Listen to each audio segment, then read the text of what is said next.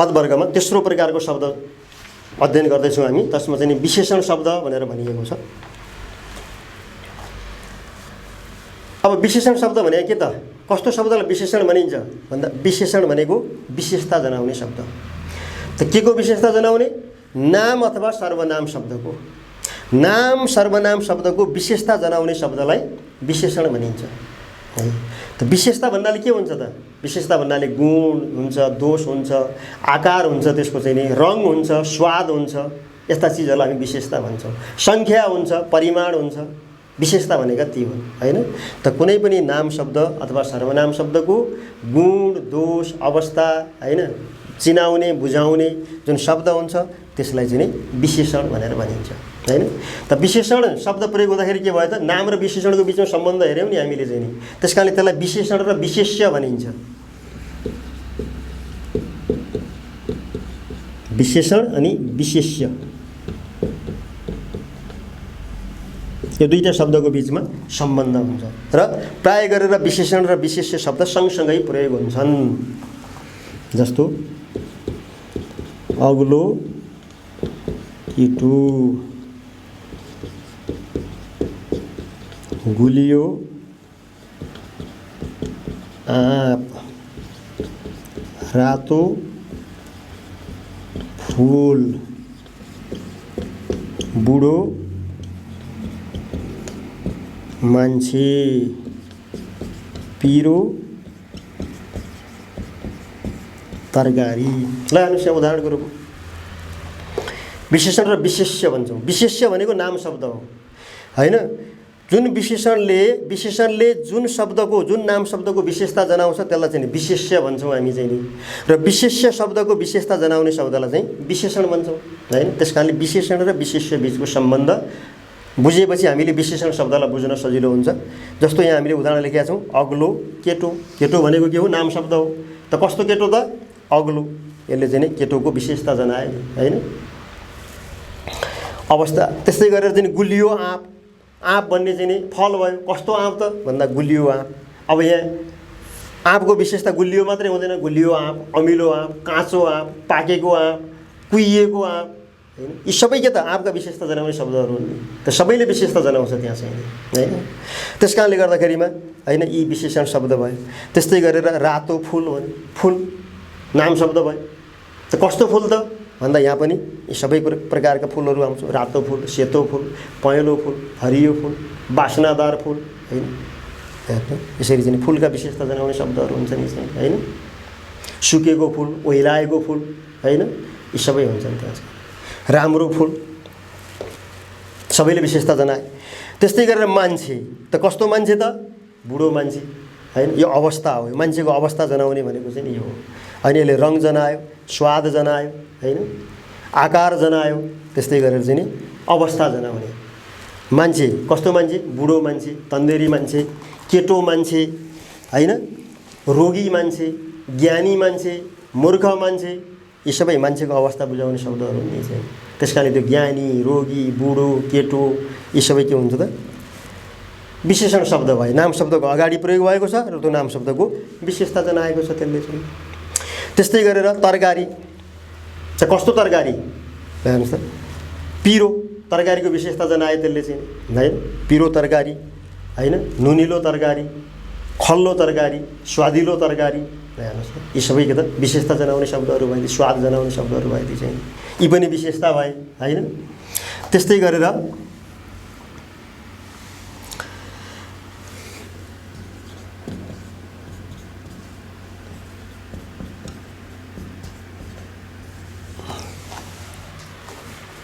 धेरै मानिस। कति मानिस? धेरै। यसले पनि विशेषता जनायो। मान्छेको विशेषता जनायो नि। धेरै मानिस, थोरै मानिस हैन। अलिकति पानी, त पानीको विशेषता जनायो। अलिकति भन्दाखेरिमा चाहिँ हैन। अथवा चाहिँ नि हैन फल भन्यो, आधा फल। कति फल त? आधा फल। त्यो विशेषता जनायो त्यसले चाहिँ। परिमाण जनायो त्यसले चाहिँ। त्यसरी के छ त विशेषण? नाम शब्दको गुण, दोष, अवस्था हैन लगायतका विशेषताहरू जनाउने जति पनि शब्दहरू हुन्छन् तिनीहरूलाई चाहिँ हामी विशेषण शब्द भनेर चाहिँ बुझ्दछौँ, जान्दछौँ। त्यसैले विशेषण शब्द विशेष्य शब्दको अगाडि प्रयोग हुन्छ र त्यसले चाहिँ त्यो विशेष्य शब्दको विशेषता जनाइराखेको हुन्छ। यस्तो अर्थमा प्रयोग हुने जति पनि शब्दहरू हुन्छन् तिनीहरूलाई चाहिँ हामी विशेषण शब्द भनेर भन्दछौँ है। अब यस्तो पनि प्रयोग हुन्छ जस्तो नेपाली भाषा। नेपाली भाषा भने कुन भाषा त? नेपाली। यो नेपाली यहाँ के को रूपमा प्रयोग भयो त? विशेषणको रूपमा प्रयोग। नेपाली भाषा, अङ्ग्रेजी भाषा हैन, त यसरी पनि विशेषणको प्रयोग हुन सक्छ। यो नेपाली भन्ने शब्द नामको रूपमा पनि प्रयोग हुन सक्छ, विशेषणको रूपमा पनि प्रयोग हुन सक्छ। त्यसकारणले गर्दा ठ्याक्कै शब्दमा कतिपय चाहिँ नि शब्द ट्याक्कै हेरेपछि यो हो भन्ने बुझिन्छ। कतिपय अवस्थामा चाहिँ केही शब्दहरू यस्तो हुन्छन् कि जुन चाहिँ नि फरक फरक पदवर्गको रूपमा प्रयोग हुन सक्छन्। त्यस्तो अवस्थामा चाहिँ हामीले विशेष ध्यान दिनुपर्छ। जस्तो नेपाली भन्नाले नाम पनि हुन्छ नि हैन, नेपालीहरू मेहनती हुन्छन् भन्यो भने त्यो नेपालीहरू भन्ने जुन शब्द छ त्यो नेपालीले के जनायो? नाम शब्द जनायो त्यसले चाहिँ। तर नेपाली किताब, नेपाली भाषा हैन भनियो भने के जनायो त्यसले? फेरि चाहिँ विशेषणको अर्थ दियो यसले चाहिँ, विशेषण भन्ने जनाउँछ यसले चाहिँ हैन। त्यस्तै गरेर चाहिँ पढेको मान्छे, यो उदाहरणमा हेर्नुहोस्, पढेको मान्छे, मान्छे भनेको नाम शब्द भयो। कस्तो मान्छे त? पढेको है। यसले पनि विशेषता जनाउने काम, मान्छेको विशेषता जनाउने काम गर्यो। त्यस कारणले गर्दाखेरिमा चाहिँ नि विशेषण भयो हैन। त्यस्तै गरेर पालपाली टोपी, टोपी भनेको के हो? नाम शब्द हो। त कुन टोपी? पालपाली टोपी, भातगाउँले टोपी भन्ने हुन्छ नि त हैन। त भनेपछि के त? पालपाली टोपी, यो टोपीको विशेषता जनायो यसले चाहिँ।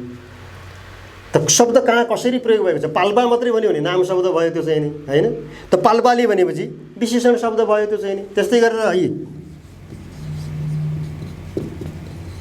सुनौलो गजुर, गजुर कस्तो गजुर त? सुनौलो हैन। गजुरको विशेषता जनायो नि त्यसले चाहिँ। कस्तो गजुर भन्दा सुनौलो गजुर भन्ने अर्थ दियो यहाँ चाहिँ हैन। गजुरको विशेषता जनायो। सुन भनेको नाम शब्द हो, तर सुनौलो भयो भने के हुँदो रहेछ त? विशेषण शब्द हुँदो रहेछ त्यो चाहिँ हैन।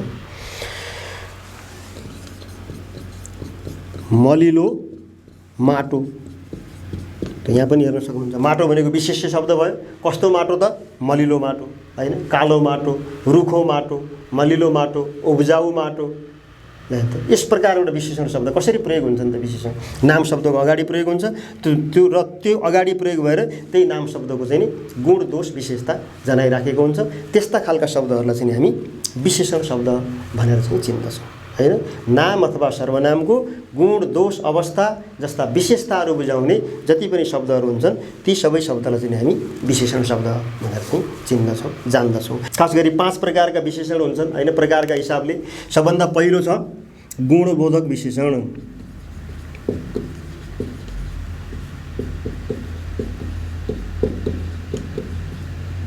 त्यस्तै गरेर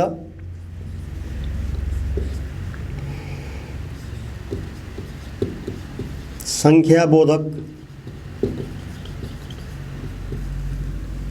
परिमाणबोधक,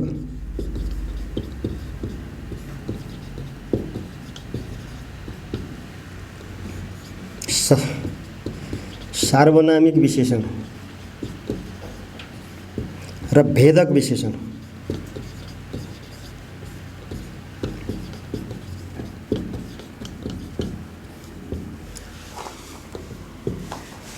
यी विशेषणका प्रकारहरू छन्। हेर्नुहोस् त, विशेषण 5 प्रकारका छन्। गुणबोधक विशेषण, संख्याबोधक विशेषण, परिमाणबोधक विशेषण, सार्वनामिक विशेषण र भेदक विशेषण भन्छौँ हामी चाहिँ।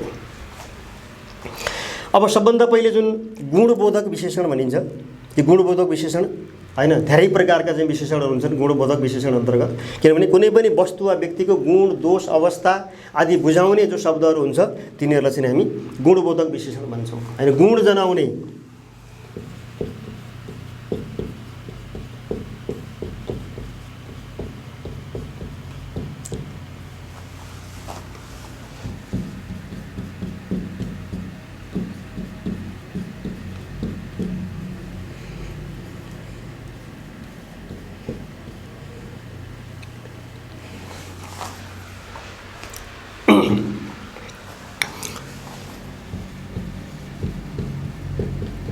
ल हेर्नुहोस् त,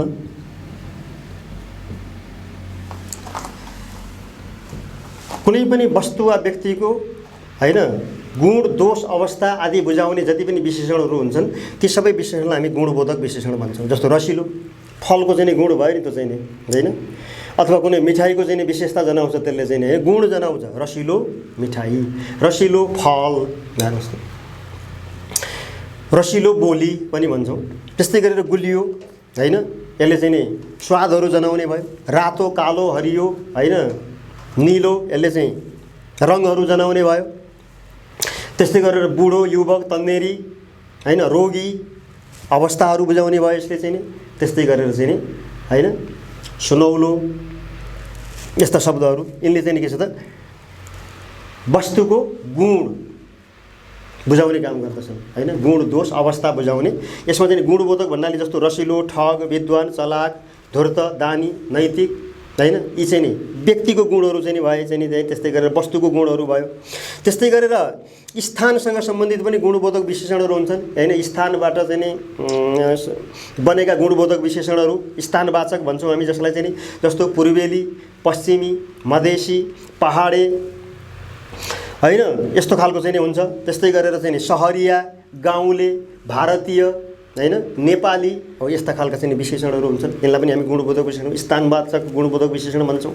त्यस्तै गरेर अर्को आकारवाचक भन्ने पनि हुन्छ, गुणै जनाउनेमा आकारवाचक होइन। आकारवाचकमा चाहिँ के हुन्छ त लाम्चो, चारपाटे होइन, तीन कुने, चार कुने, सानो, ठुलो, चेप्टो, गोलो, यस्ता खालका चाहिँ होइन आकार बुझाउने गुणबोधक विशेषण अन्तर्गत। त्यस्तै गरेर अर्को चाहिँ अवस्था बुझाउने होइन, मान्छेको अवस्था, व्यक्तिको अवस्था बुझाउने चाहिँ गुणबोधक विशेषण हुन्छन्। जस्तो हामीले भन्यौँ बुढो, बहिरो होइन। त्यस्तै गरेर चाहिँ नि कानो, अपाङ्ग, धनी, गरिब, मोटो, दुब्लो अथवा दुब्ली, मोटी, यस्ता शब्दहरू हुन्छन्। त्यस्तै गरेर स्वाद बुझाउने शब्दहरू हुन्छन्। स्वादवाचक चाहिँ गुण, त्यो पनि गुण हो होइन, वस्तुमा हुने गुण। स्वाद, अमिलो, नुनिलो, पिरो, तितो, टर्रो होइन, गुलियो, मिठो, यस्ता चाहिँ हुन्छन् स्वाद बुझाउने स्वादवाचक बोधक विशेषणहरू। त्यस्तै गरेर रङ बुझाउने रङवाचक विभिन्न रङहरू हुन्छन्। रातो, निलो, हरियो, पहेँलो, गुलाबी, कलेजी, यस्ता चाहिँ हुन्छन् होइन, रङहरू बुझाउने। ती सबै किनभने विशेषता जनाउने हो नि त चाहिँ। रातो फुल, हरियो कपडा होइन, निलो आकाश, यसरी बुझ्छौँ हामी चाहिँ नि त्यसलाई। त्यस्तै गरेर चाहिँ नि काल बुझाउने समयअनुसार होइन, काल बुझाउने विशेषण हुन्छ। जस्तो प्राथमिक, माध्यमिक, आधुनिक, आगामी, हिउँदे, वर्षे होइन, हिउँदे तरकारी भन्छौँ हामी होइन, वर्षे धान भन्छौँ हामी चाहिँ। कस्तो धान त वर्षे धान, हिउँदे तरकारी, कस्तो तरकारी हिउँदे तरकारी होइन। त्यस्तै गरेर चाहिँ नि प्राथमिक होइन कालको, कुन कालको प्राथमिक कालको, पहिलेको भन्ने अर्थ हुन्छ होइन। आधुनिक समयको, कुन समयको आधुनिक होइन, यसरी चाहिँ के छ समय बुझाउने समयवाचक कालवाचक विशेषणहरू हुन्छन्। त्यस्तै गरेर अर्को चाहिँ पदार्थवाचक हुन्छन्। पदार्थबाट बनेको होइन, पदार्थवाचक भनेको पदार्थबाट बनेको जस्तो सुनौलो, सुनबाट बनेको होइन, सुनौलो गजुर होइन। त्यस्तै गरेर फलामे, फलामे छड, कुन छड फलामे छड होइन त, यसरी चाहिँ फलामबाट बनेको फलामे भयो। त्यस्तै गरेर उनी कपडा, कुन कपडा उनी, उनबाट बनेको भनेको चाहिँ होइन, उनी कपडा, सुती कपडा भन्छौँ नि हामी चाहिँ। त्यो चाहिँ वस्तुबाट बनेको विशेषण भयो, पदार्थवाचक विशेषण भयो। त्यस्तै गरेर मलिलो माटो, बलौटे माटो होइन, बालुवाबाट बनेको बलौटे माटो, यस्ता खालका चाहिँ जुन हुन्छन् पदार्थबाट बनेका विशेषण, पदार्थवाचक विशेषण। त्यस्तै गरेर दिशावाचक होइन, दिशा जनाउने शब्दहरूबाट बनेको विशेषण जस्तो वल्लो, पल्लो, माथिल्लो, तल्लो होइन। माथिल्लो गाउँ, माथिल्लो गाउँ भनेपछि गाउँको विशेषता जना, कुन गाउँ माथिल्लो गाउँ होइन। तल्लो घर त कुन घर तल्लो घर होइन। त्यस्तै गरेर ओल्लो घर, पल्लो बाटो होइन, ओल्लो बाटो, पल्लो बाटो भन्छौँ नि हामी चाहिँ होइन। यस्ता खालका चाहिँ जुन शब्दहरू हुन्छन् यी चाहिँ नि गुणबोधक विशेषण अन्तर्गत पर्दछन्। यी सबैले वस्तुको, व्यक्तिको, स्थानको गुण जनाउँछन्, त्यस कारणले गुणबोधक विशेषण भए। र दोस्रोमा चाहिँ छ सङ्ख्याबोधक विशेषण। त सङ्ख्याबोधक विशेषणले सङ्ख्या जनाउँछ। 1, 2, 10, 100, 1000 यी सङ्ख्या भए। त्यस्तै पहिलो, दोस्रो, प्रथम, द्वितीय पनि भन्छौँ हामी। दोब्बर तेब्बर, हेर्नुहोस् त, हजारौँ, लाखौँ, हेर्नुहोस् यस्ता शब्दहरू हुन्छन् जसले चाहिँ सङ्ख्या बुझाउँछ। 1, 2, 10, 100, 1 रुपियाँ, कति रुपियाँ? 1 रुपियाँ। सङ्ख्या जनाउने 1, 2, 10, 20, 50 सबै त्यही हो, होइन? जति पनि सङ्ख्या जनाउने शब्द छन् ती सबै चाहिँ सङ्ख्याबोधक विशेषण अन्तर्गत पर्दछन्। 1, 2, 10, 100, 1000, लाख।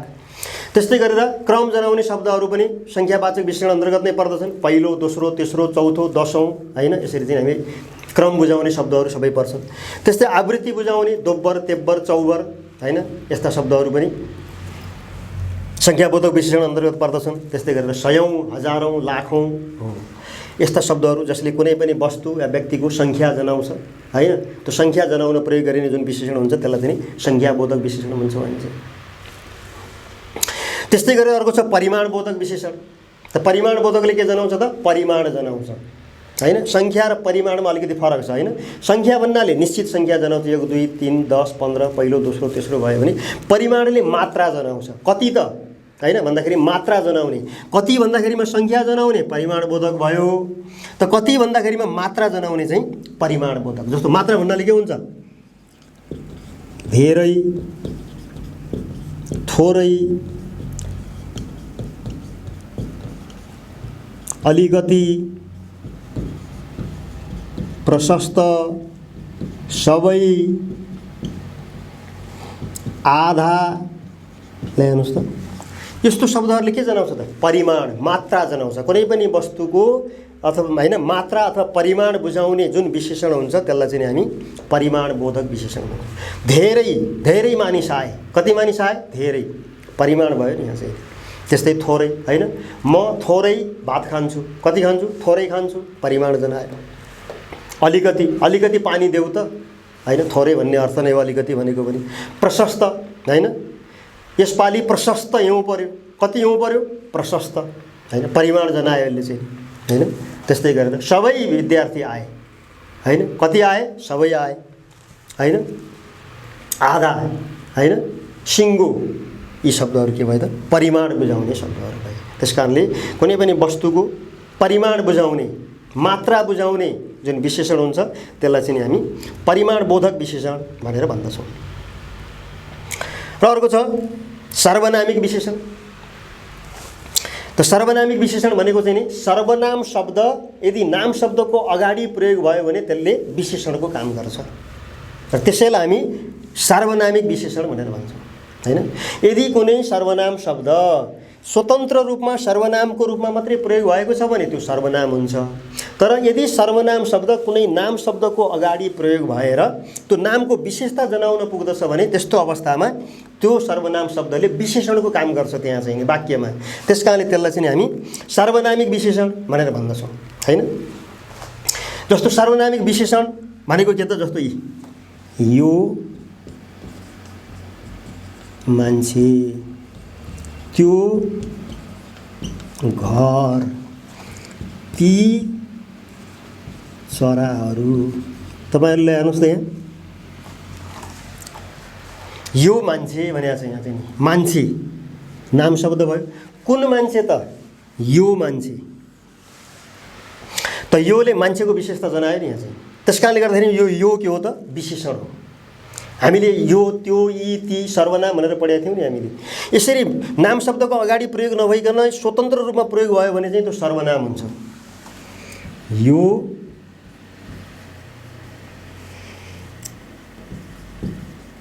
इमानदार छ र यो मानिस इमानदार छ। ल हेर्नुस् त यहाँ दुईटा उदाहरण हामीले चाहिँ नि यो भन्ने शब्द यहाँ पनि प्रयोग भएको छ र यो भन्ने शब्द यहाँ पनि प्रयोग भएको छ। यो चाहिँ खास गरी हामीले सर्वनामिक र भेदक विशेषण चाहिँ अलि बुझ्नुपर्ने हुन्छ। हेर्दाखेरि फरक जस्तो लाग्छ। जस्तो हामीले यो भन्यौँ, यो भनेको त सर्वनाम भनेर पढेका थियौँ अलिकति अगाडि हामीले चाहिँ। अब अहिले आएर यो चाहिँ के त? विशेषण भनेर पढिराखेका छौँ हामीले, हैन?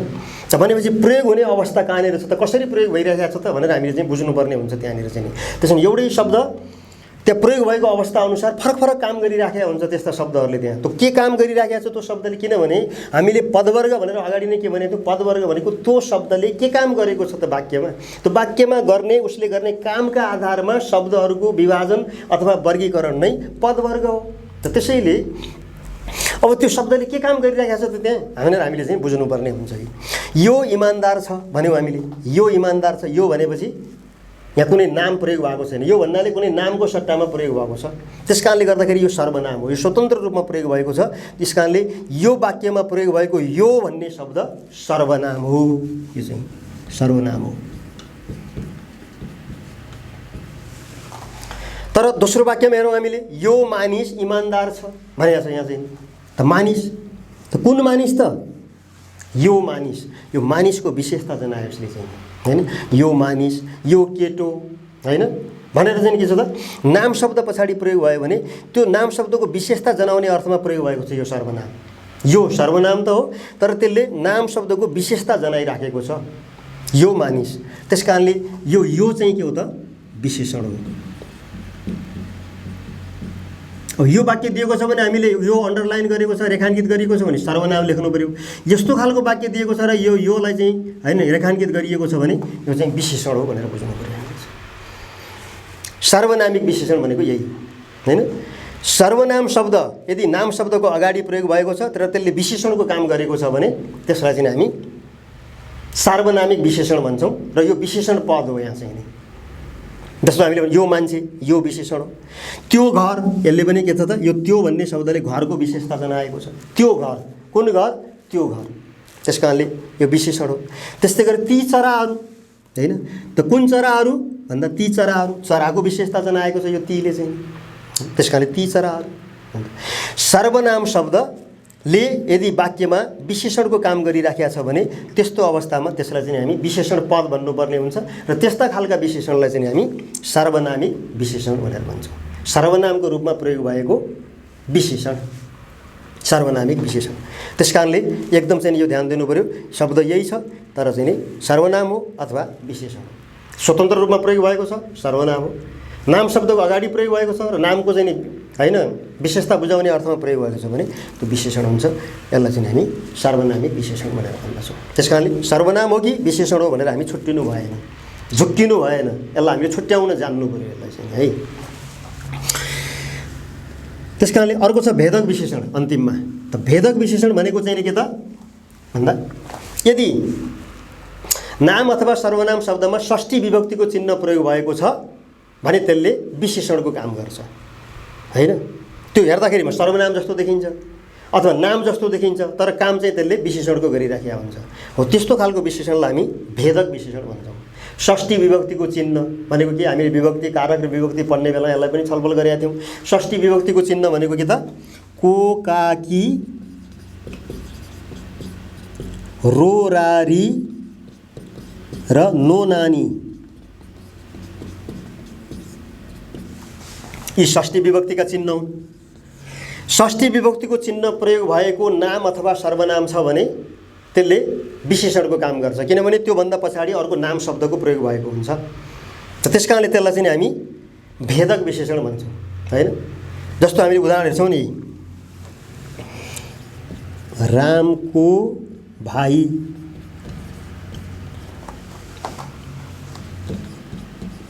हरिकी बहिनी, नेपालको नक्सा, मेरो किताब, आफ्नी आमा। ल हेर्नुहोस् त, रामको भाइ यहाँ को प्रयोग भएको छ? को काकी रो रारी नो नानी चिन्ह हामीले चाहिँ प्रयोग गरेका छौँ। रामको, राम भन्ने नाम शब्द हो, यसमा को विभक्तिको चिन्ह षष्ठी विभक्तिको चिन्ह प्रयोग भयो र षष्ठी विभक्तिको चिन्ह प्रयोग भइसकेपछि अर्को के आयो त? फेरि नाम शब्द आयो। त यसमा यो रामको भन्ने शब्दले के गर्यो त? भाइको विशेषता जनायो। कसको भाइ त? रामको भाइ।